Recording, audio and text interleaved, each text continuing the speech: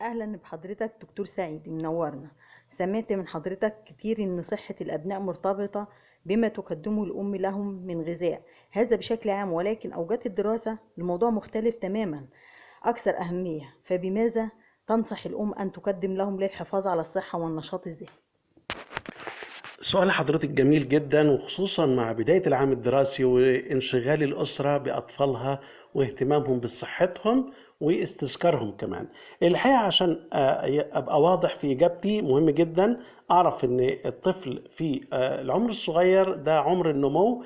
مهم جدا يبقى عندي عوامل النمو متوفرة، وكمان عوامل الطاقة للحركة الدؤوبة من الطفل في الرياضة وفي نشاطه مع أصحابه.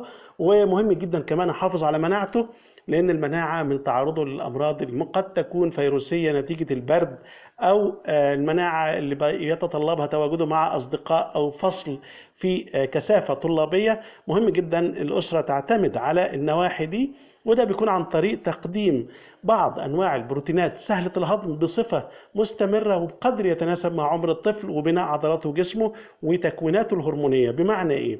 مهم جدا كل يوم بيضة مسلوقة أو بيضة معمولة في دهون طبيعية، سمن بلدي مثلا أو قشطة أو زبدة. كمان الألبان ومنتجاتها إن كانت جبن أو زبادي أو منتجات الألبان بصفة عامة، لكن تبقى من مصدر للألبان الطبيعية. كمان الأسماك يعني بأنواعها، لكن تبقى مشوية أو ما تكونش مقلية عشان مش تبقى أكلة معقدة. يبقى عندي البروتينات سهلة الهضم، الألبان، البيض، وكمان الأسماك ده البروتين الحيواني، وأقدر أدعمه بالبروتين النباتي. الفول بيتعمل بطريقة صحية وبشكل جيد ويبقى في البيت رائع جدا. وما انساش أبدا إن أنا أقدم مع وجباته الخضروات الطازجة، طبق السلطة أو بعض الخضروات اللي بتدفع عملية الهضم والامتصاص للجودة العالية، وكمان غنية بالأملاح المعدنية والفيتامينات اللي بتساعد على المناعة القوية. كمان مهم جدا الفاكهة، يوميا ثمرة أو اتنين فاكهة. ومفيش أفضل في الفاكهة من التمر أو الرطب اللي موجود في الأسواق في فترة الدراسة. الجوافة الغنية بفيتامين سي، كل أنواع الفاكهة الطازجة رائعة جدا، وتبقى قبل الوجبة، وممكن تبقى سناكس معاه في الفصل. لو عايز أحافظ على طاقة ابني يبقى في بعض التمرات موجودين معاه أثناء الحصص، ممكن يتناولها، مش هتاخد وقت ولا هتاخد مساحة، لكن دورها فعال جدا.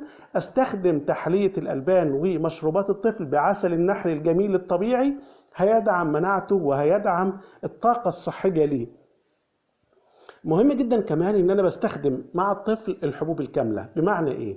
الخبز ابو رده، الخبز اللي مضاف ليه رده اثناء عمل السندوتشات ليه، واثناء افطار واكله معايا. ولو ده صعب اثناء اللانش بوكس بتاعه، فيبقى على قدر وجبه واحده فيها من الفينو او بعض الباتيهات الخفيفه.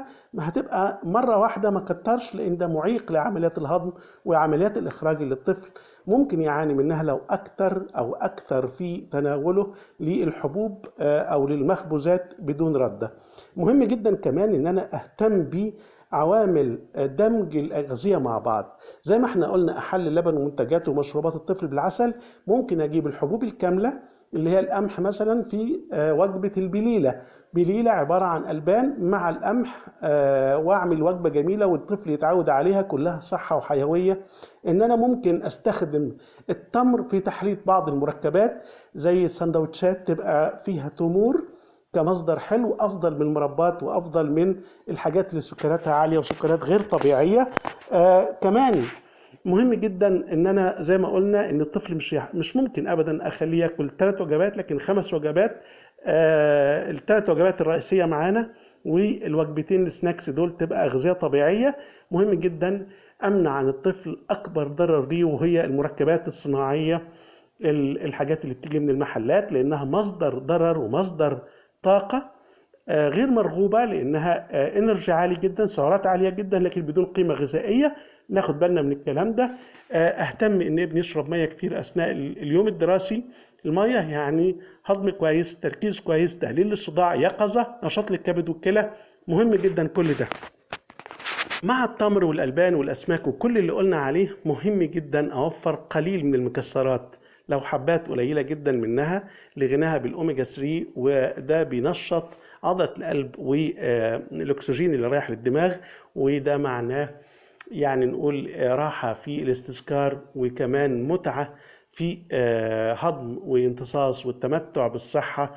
ودايما يا رب كده كلنا مع بعض متطلعين إلى غد مشرق، وأبناء جيدين في الصحة وفي المستوى العقلي والذهني والتعلم. شكرا لحضرتك دكتور سعيد، دايما بنستفاد من اهلا بحضرتك دكتور سعيد، منورنا. سمعت من حضرتك كتير ان صحة الابناء مرتبطة